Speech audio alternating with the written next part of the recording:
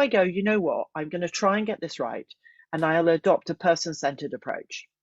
So I'll get to know that person. And if I listen up more, they may use words to describe themselves. And when they use those words, that's pretty much a clue that I can use those words back.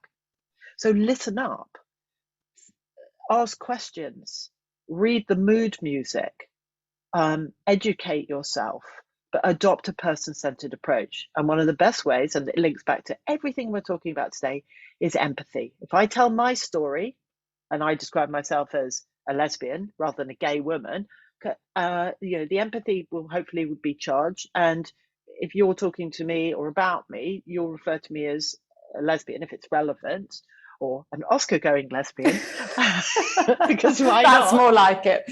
From and that helps because it can just create a dialogue. So being person-centered and more educated will help embed inclusion, I believe.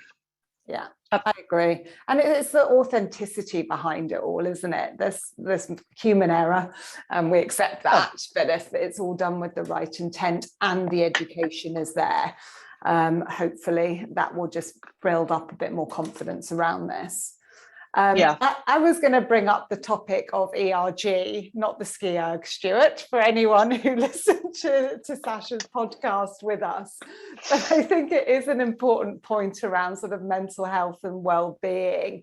And again, I think what I found over the last really couple of years now is that I think all leaders have got much better at checking in with their employees, and it's so encouraging. I think that everyone's a lot more open than in the majority, in the main, than they used to be, just doing those check-ins. How are you? But I suppose the next sort of follow-up is, what if they're not okay? What if someone is struggling? And how do we feel, businesses are sort of adapting and equipping themselves with that a little bit more? Have you seen any sort of shifts there? I'm seeing a shift towards people recognizing that when you say, how are you, you might not necessarily get the answer immediately. So patience, more mindfulness, more awareness, because saying I'm fine just covers a myriad of I'm probably not fine at all.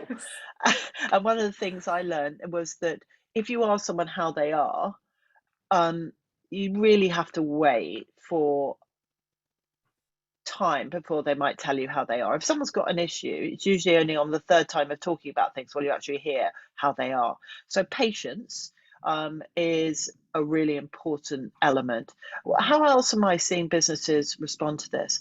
I'm seeing businesses really scale up sort of allies, mental health allies within organizations, first aiders, people on suicide watch, all sorts of things. I mean, really, really large mobilization of resources within an organization where there are people that I can go and talk to who will then, if they can't help me, will signpost me to other places. But I definitely see this as something that organizations need to wrap their arms around and be very, very authentic in having the resources, in educating people, in having resources outside of the workplace to help people from a mental health perspective, because we are seeing, as I'm sure everyone on the call is very, very aware, a mental health crisis.